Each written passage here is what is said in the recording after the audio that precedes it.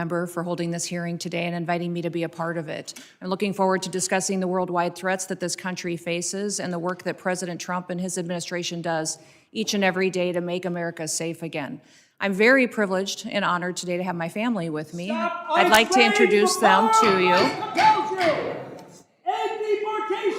Disruptions of congressional business is a violation of law, is a criminal offense under federal law. Audience members are advised to take their seats and maintain order.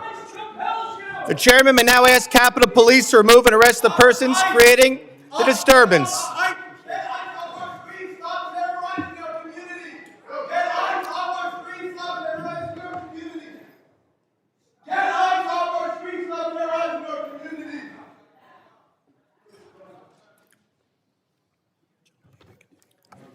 Secretary may continue. Chairman, I'll continue.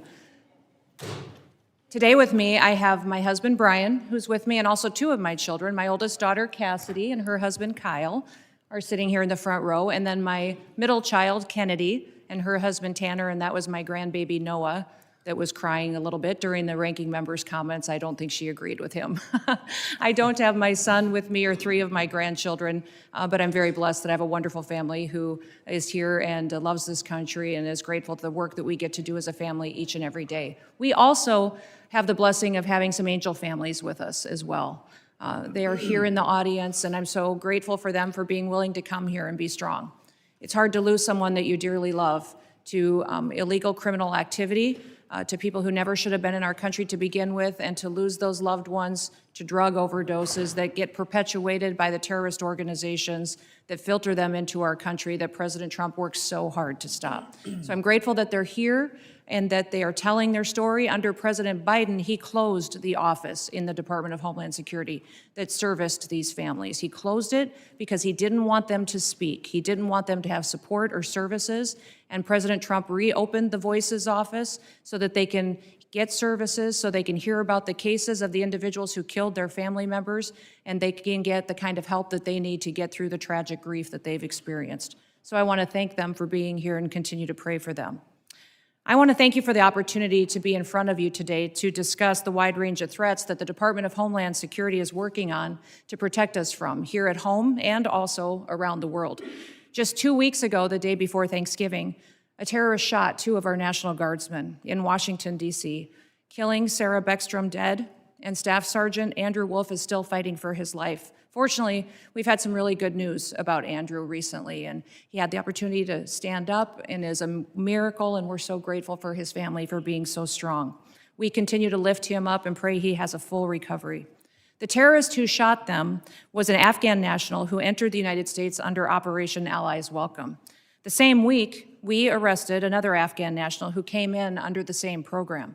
He was planning to carry out a bombing in Fort Worth, Texas. And just last week, just miles away in Washington, D.C., we arrested another Afghan national who also came in under Operation Allies Welcome. That individual provided support to the Islamic State of Iraq and ISIS-K and weapons to his father, who was a commander of a militia group in Afghanistan. Those are only a handful of the challenges that we face and the threats that the Department of Homeland Security stands against every single day. Under President Trump's leadership, DHS is securing our borders, we're restoring the rule of law, and we're protecting the homeland. DHS is eradicating transnational organized crime and the stopping of deadly drugs from continuing to be funneled into our communities.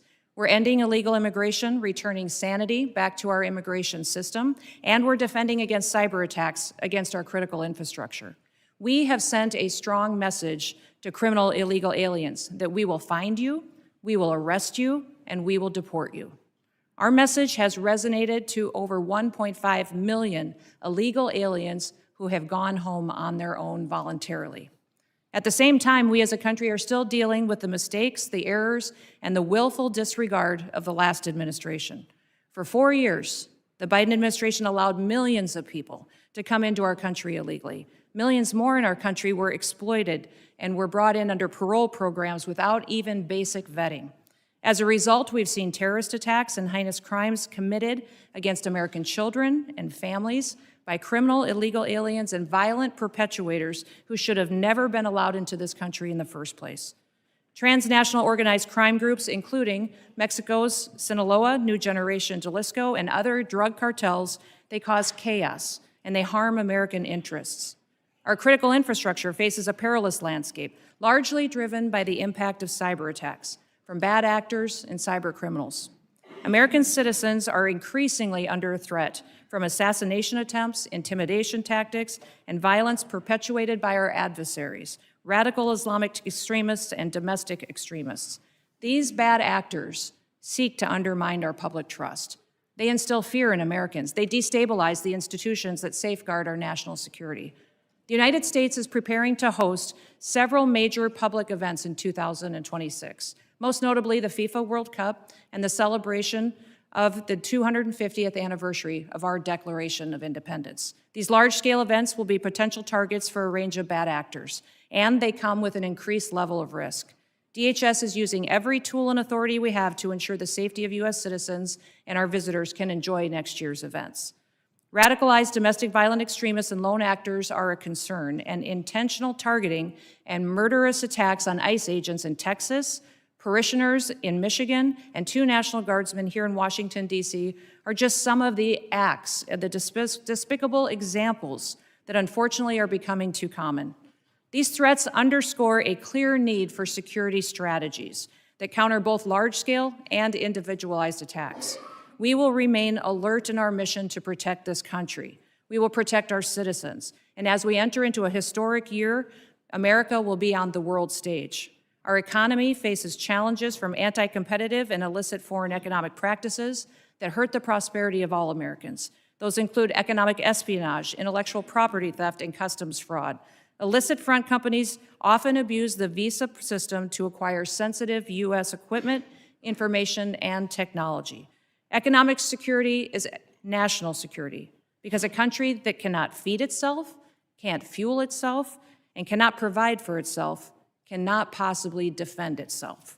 Under President Trump's leadership, we will continue to protect American interests and bolster American economic power and technological innovation to further growth and prosperity. The American people depend on the Department of Homeland Security to remain vigilant, agile, and responsive. We will never yield, we will never waver, and we will never back down. Thank you for the privilege to be with you today, Mr. Chairman, and I look forward to your continued support of the work that we do. I yield back. Thank you, Secretary Noem. I now